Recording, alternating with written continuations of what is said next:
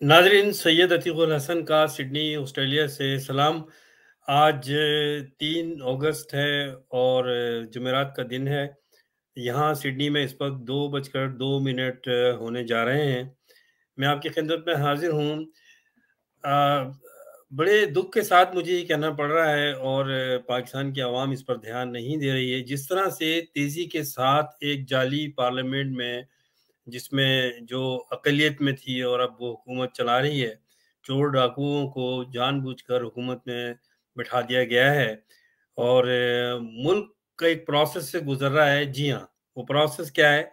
वो प्रोसेस ये है कि पाकिस्तान को अब कंप्लीटली एक कैंटोनमेंट कॉलोनी की तरह चलाया जाए, जिस पर अमल हो रहा है और बड़े प्लान के साथ ये अमल हो रहा है।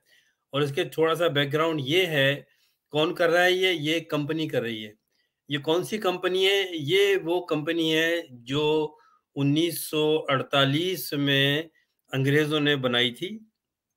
पाकिस्तान में एक वॉच डॉग के तौर पर, एक वॉच आइज़ के तौर पे कि इसको निगरानी की जाए कि ये किस सिमत में जा रहा है, हमारे एजेंडे पर ये चल रहा है या नहीं चल रहा है। और उस कंपनी के अब मुकम्मल तौर पर ये मुल्क उसके हवाले किया जा रहा है। फेज़ के ऊपर एक फेक किस्म की पार्लियामेंट होगी और उसमें ऐसे लोग होंगे जो इस कंपनी के गुलाम होंगे और यस मैन हाथ जोड़ के उनकी हर चीज़ को वो उस पे अमल करेंगे। और ये पाकिस्तान के नामवर चोर, डकैत, स्मगलर्स, जिनको इंग्लैंड में और अमेरिका में और वेस्टर्न कंट्रीज़ में जिनको पनाह दी जाती है, वो इस मुल्क को चलाएँगे। फेक एक पार्लियामेंट होगी और वो कंपनी जो है वो इसको चलाएगी। ये कंपनी क्या है? ये इससे पहले कि मैं आगे बात करूँ नाज़रीन, ये बहुत इम्पोर्टेंट चीज़ है जो मैं कह रहा हूँ। और पहले मैं पिछले 4-5 साल से बातें मुख्तलिफ सूरतों में ये करता आया हूँ। मैं कहता आया हूँ कि पाकिस्तान में ये क्या हो रहा है, कानून की बालादस्ती नहीं है, कानून को तोड़ा जा रहा है। अब तो पाकिस्तान में आपने देख लिया ना कि कानून कोई भी नहीं है। एक फेक किस्म की पार्लियामान में चंद लोग बैठे हुए हैं, वहाँ पर एक बिल लाया जाता है और फौरी तौर पे उसको मंजूर कर लिया जाता है। कोई बहस नहीं होती, कोई तकाज़े पूरे नहीं किए जाते, कोई उसके लिए कोई कैबिनेट नहीं बनाई जाती, वहाँ पर डिस्कशन नहीं होती है और फौरी तौर पर वो उसको पास कर लिया जाता है। और उसकी वजह क्या है? किस लिए बनाया जा रहा है? मकसद क्या है कि वो जो एक कैंटोनमेंट कॉलोनी का जो एक तकाज़ा है, उसको पूरा किया जाए। यानी कि इतनी सख्त किस्म की पाबंदियां लगा दी जाएं पाकिस्तान में, जिसमें किसी को इस कंपनी के खिलाफ बोलने की आज़ादी ना हो। और बगैर बताए, ये जो मैं बात कर रहा हूँ, ये पिछले 1 हफ्ते में और 2 हफ्ते में ये कानून पास कर लिए गए हैं, जो जाली तरीके से पास किए गए हैं।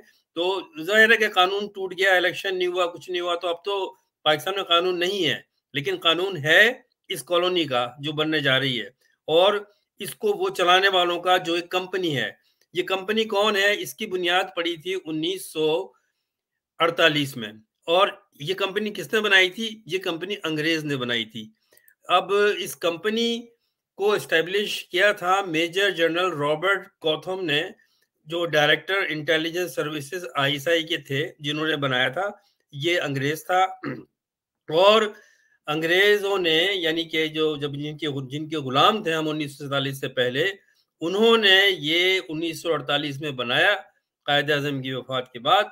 और पाकिस्तान के जो नज़रियाती फ़िलॉसफ़ी थी, उसको ख़त्म करने के लिए ये बनाई गई और इसको लिंक किया गया पाकिस्तानी फ़ौज के साथ। और इसमें पाकिस्तानी फ़ौज के जो जर्नैल थे, उनको भर्ती किया गया। तो अब जो आईएसआई में लोग हैं, बेसिकली वो रिटायर्ड या इन सर्विस आर्मी के जर्नल हैं। और ये एक कंपनी के तौर पे 1948 से कारफरमा है। अब पहले पाकिस्तान में लोग कहते हुए डरते थे, इशारों के नाम में बात करते थे, क्योंकि इस कंपनी के पास ताकत है। हम छोटे थे और स्कूल में थे, कॉलेज में थे, यूनिवर्सिटी में थे, और हमें ये पढ़ाया गया। मैं खुद भी इस पे बात करता था और मैं अब बहुत शर्मिंदा होता हूँ कि मैंने वो आर्टिकल लिखे हैं, बड़ी तारीफ की हमने, ये हम बात करते थे। आज भी कुछ लोग करते हैं कि जी, पाकिस्तान की जो सीक्रेट एजेंसी है, सीक्रेट सर्विसेज हैं, वो दुनिया की नंबर 1 एजेंसी है। हम बड़े फ़ख्र करते थे कि भई पाकिस्तान की जो सीक्रेट सर्विसेज़ हैं वो तो उसने तो आईएसआई और केजीबी और एम6 और रा और इन सबको भी छोड़ के नंबर 1 पे है। लेकिन कभी हम लोगों ने ये तहकीक नहीं की कि नंबर 1 पे कैसे बनी है? क्या अचीवमेंट्स हैं? क्या किया है इन्होंने दुनिया में जिसकी वजह से ये नंबर 1 है? आज वो बात समझ में आ गई कि नंबर 1 इसलिए है कि ये वाहिद कंपनी है जो एक मुल्क को चलाती है और अपनी जो उनकी मर्ज़ी होती है वो करती है और अगर उनके खिलाफ कोई बोलता है तो उसको गायब कर देते हैं।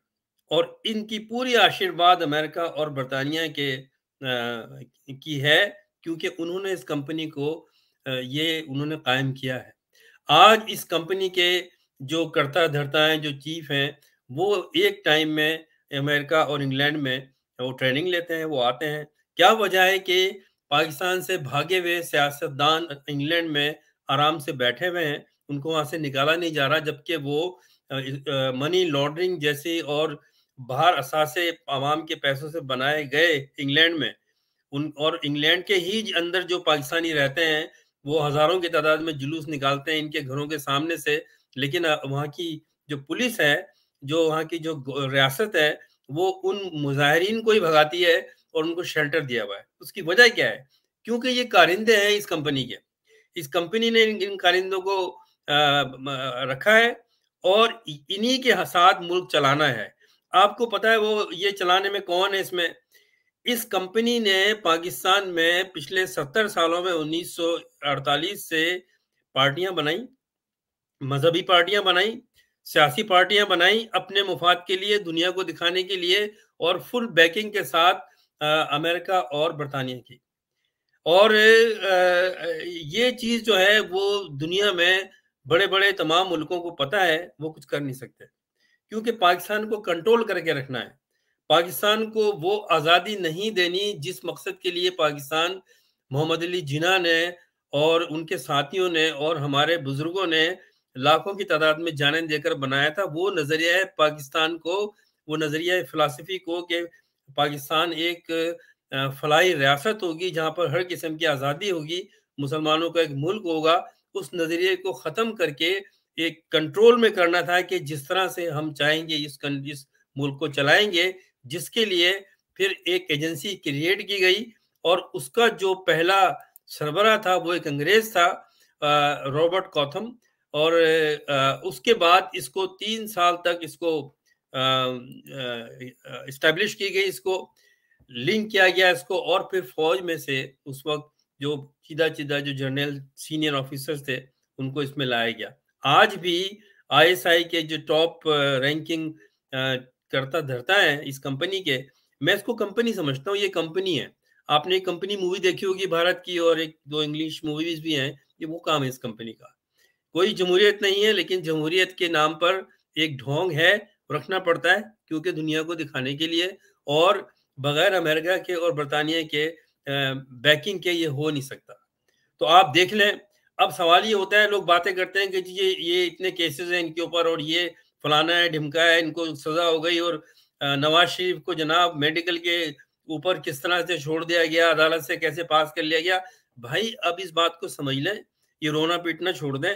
अब दिल भी नहीं करता कि वही बातें दोबारा की जाए। कौन-सा क्राइम, हीनियस क्राइम नहीं हो रहा इस पाकिस्तान में जो के पहले आपने नहीं सुना होगा शायद। उसकी वजह क्या है कि पाकिस्तान को एक प्रोसेस के ज़रिए कंपनी की शक्ल में उनकी उसके ऑक्युपाई करना है उस कंपनी को।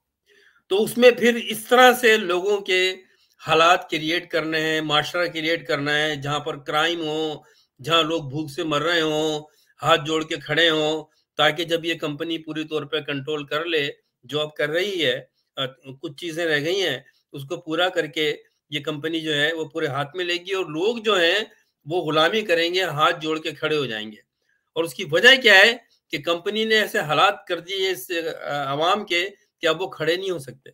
और फिर पंजाब और सिंध जो मेजर 2 सूबे हैं, तो उन्होंने कभी किसी तहरीक में हिस्सा नहीं लिया, कभी कोई तहरीक नहीं चली ज़मीन से और ये हाथ जोड़ के गुलामी करती रही, पहले वडेरों की, जागीरदारों की, बाद में अंग्रेज़ों की और अंग्रेज़ों ने फिर उसको पाकिस्तान में शामिल करके एक मुस्तकिल तौर पे एक कंट्रोल इन पे कर लिया। अब पाकिस्तान का वो मकसद खत्म हो गया, आधा पाकिस्तान हो गया। जो नजरियाती लोग थे, जो पाकिस्तान के नजरिए को समझते थे, उनको बड़ी खूबसूरती से अलग कर दिया गया बांग्लादेश की सूरत में। और बांग्लादेश भी अमेरिका के अंडर में है। तो जाहिर है एक पावर है और वो अपने तरीके से इन मुल्कों को चलाते हैं। तो अब पाकिस्तान में राज होगा कैंटोनमेंट का, क्योंकि पिछले चंद दिनों में जो कानून बनाए गए हैं, अगर आपको नहीं पता तो आप देखें वो कैसे कानून है। इन कानून के तहत किसी भी आदमी को उठाया जा सकता है बगैर कुछ बताए हुए, बगैर कुछ इल्जाम लगाए हुए, बगैर कुछ एफआईआर काटे हुए, जो अभी हो रहा है, और उसको गायब किया जा सकता है, जो हो रहा है। ये कंपनी कर रही है। तो ये इतनी खूबसूरती से करती है कि लोगों का पता नहीं चलता वो कहाँ गया, इसीलिए ये नंबर 1 है। नंबर 1 इनकी कारनामा है ये, जो किसी मुल्क की एजेंसी ने अपने उसके मुल्क में नहीं किया होगा ऐसा। ये वो करते हैं और अब धड़ल्ले से करेंगे, क्योंकि पाकिस्तान को वो जो है रवांडा, यमन, सूडान और नेपाल और इस तरह के जो मुल्क हैं, जिस पे कि आमरीत है और फौज चलाती है बाहर के ताकतवर ममालिक की सरपरस्ती में, पाकिस्तान भी उस तरह चलेगा और अवाम हाथ जोड़ के खड़ी रहेगी, क्योंकि इस अवाम ने खड़े नहीं होना और अब उसको लायक भी नहीं छोड़ा है। जो छोटी 1-2 जो परेशानियां हैं इस कंपनी को, उनको साफ कर दिया जाएगा। आपके सामने हर चीज, पिछले 3-4 साल में जो चीजें आपके सामने हुई हैं और हमारी जो अवाम है उसको इस काबिल बनाया ही नहीं कि उस पर आवाज खड़ी कर सकें। आप देख लें, पाकिस्तान के सहाफी कत्ल कर दिए गए, गायब हो गए, कोई बात नहीं करता उसके ऊपर। फैसले जो हैं, जजेस जो हैं, वो उस कंपनी के इशारों पर देते हैं। आप देख लें, इमरान रियाज खान का पता नहीं है। लेकिन हम इसी पर क्यों रोते हैं?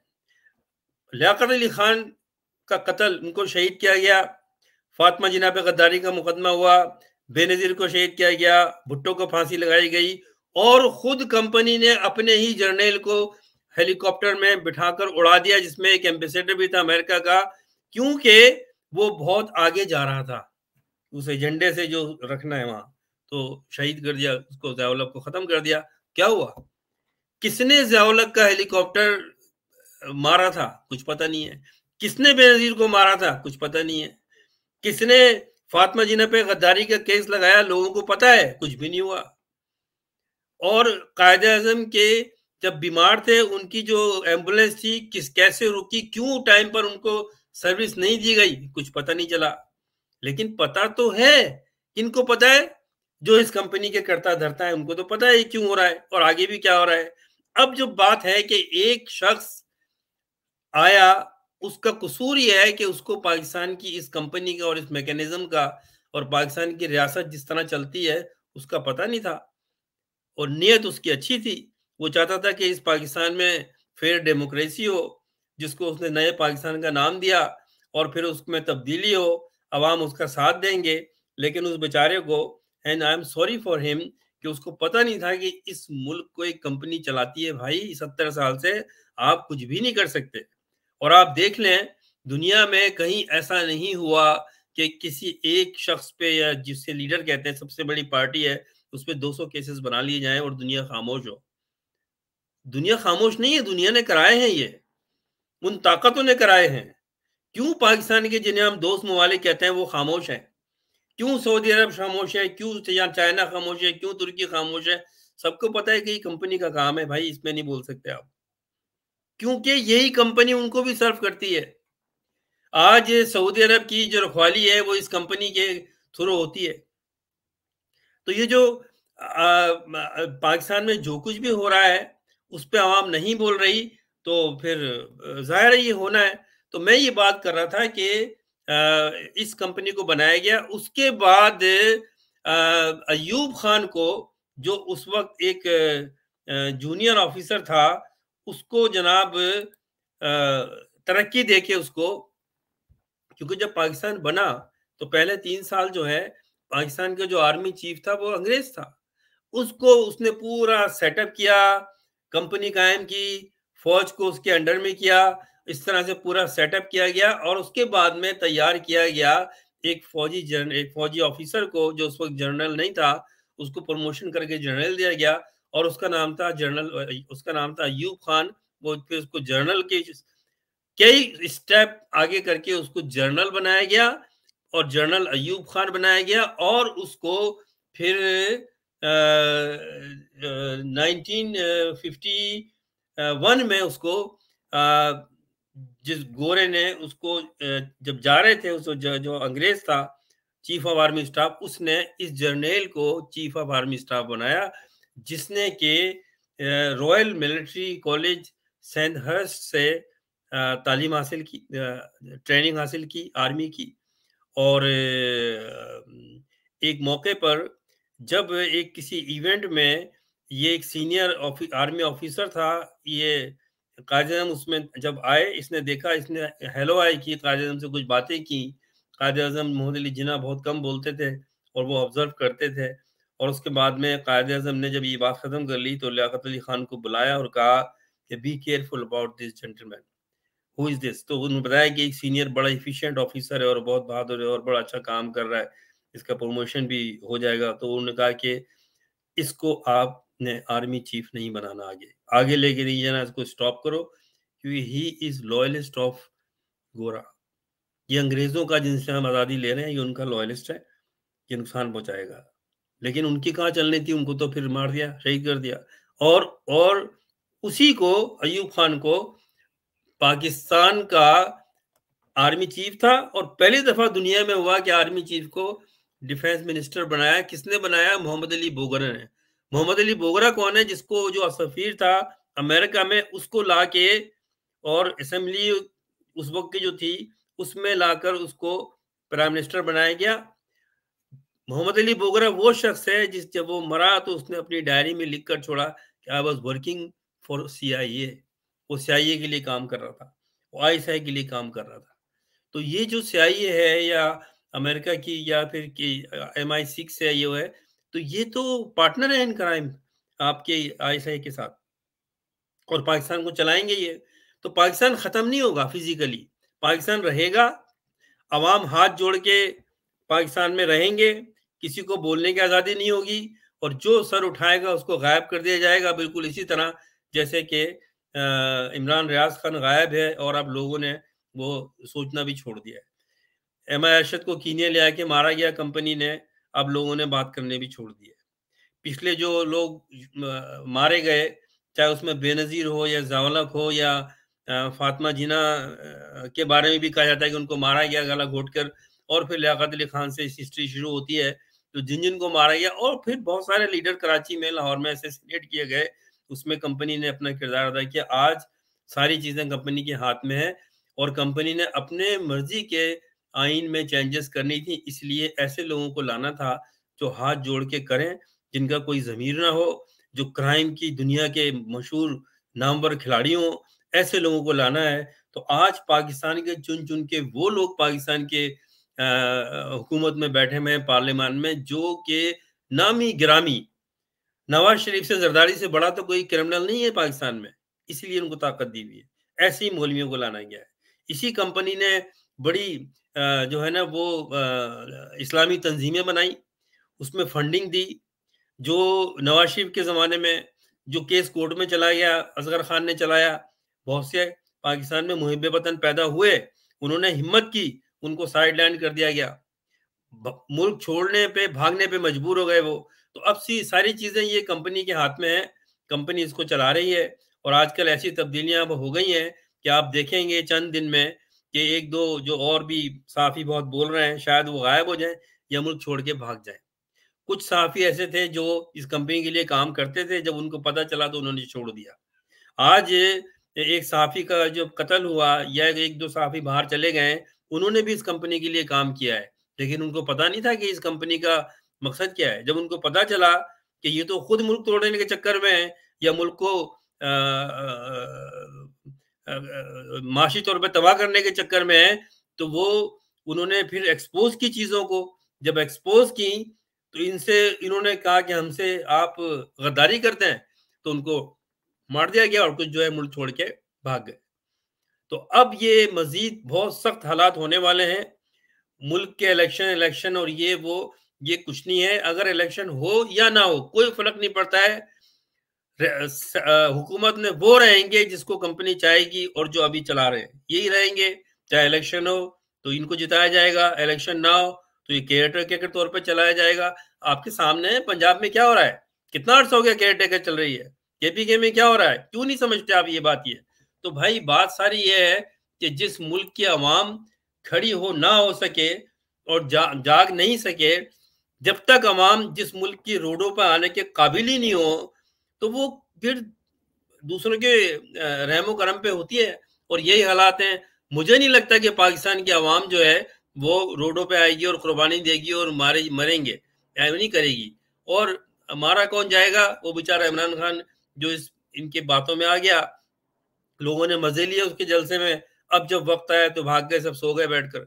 और कोई इमरान खान को लटकाया जाएगा, लंबी जेल दी जाएगी, या हो सकता है कि इमरान खान मजबूर होके बाहर भी चला जाए, लेकिन उसकी सियासत को खत्म कर दिया जाएगा, पीटीआई को खत्म कर दिया जाएगा, क्योंकि ये कंपनी नंबर 1 कंपनी है इस काम करने में दुनिया की। इसीलिए तो नंबर 1 कहा जाता है, इसीलिए तो हम उनको सलूट करते हैं कि सबसे बड़ी दुनिया की एजेंसी है। यही तो करना है। कौन सी कंपनी ने ऐसा काम किया है? तो यही है आप लोगों के लिए। तो ये इंसानी हुकूक और इंसाफ और ये सारी चीजें सब बकवास है पाकिस्तान के लिए। पाकिस्तान में ऐसा कुछ नहीं होता। बहुत सारे मुल्कों ने पाकिस्तान को छोड़ दिया कि भाई दफा करो उनको यार, ये समझने वाले नहीं है, इनकी कौम ही सोई भी कौम है, ये खड़ी नहीं होती। और आप देखें कि पाकिस्तान का कोई दोस्त नहीं है। हाँ, पाकिस्तान के ये दोस्त हैं जो पाकिस्तान को अपने तरीके से चलाना चाहते हैं। तो बस अब अल्लाह ही हाफिज है। कोई अल्लाह ताला भी मुआवजा या जो है वो कोई करिश्मा जब करता है जबकि लोग चाहें। तो वो कहते हैं ना, खुदा ने आज तक उस कौम की हालत नहीं बदली, ना हो जिसको अपनी हालत के बदल ख्याल अपनी हालत के बदलने का। इस तरह का शेर है। तो ये कौम तो खुद चाहती नहीं है और उनको इतना गुर्बत में फंसा दिया गया है कि वो इस काबिल नहीं है कि खड़े हों। ये चीज़ है। तो बस आगे बस अब देखते जाएँ क्या होता जा रहा है। तो हमारा तो अब मज़ीद इस बात करने का दिल नहीं चाहता। अब रहा ये कि आप देखेंगे कि इलेक्शन सब बकवास है। इमरान खान को चाहिए कि छोड़ दे वो, खामोशी से जाके अपने जो बाकी टाइम रह गया है बीवी बच्चों के साथ गुज़ारे। होना-वोना कुछ नहीं है। मेरी बातें हो सकता है पीटीआई वालों को अच्छी ना लगें, लेकिन जो मैंने कहा है वो हुआ और जो मुझे नज़र आ रहा है वो मैं कहूँगा। तो ठीक है, अब क्या कर सकते हैं? हम तो यहाँ बैठे हुए हैं, ये बातें कर सकते हैं और कर रहे हैं। लेकिन न्यूज़ जो है वो यही है, जो है। फिर इंशाल्लाह आपसे बात होगी। अल्लाह हाफ़िज़।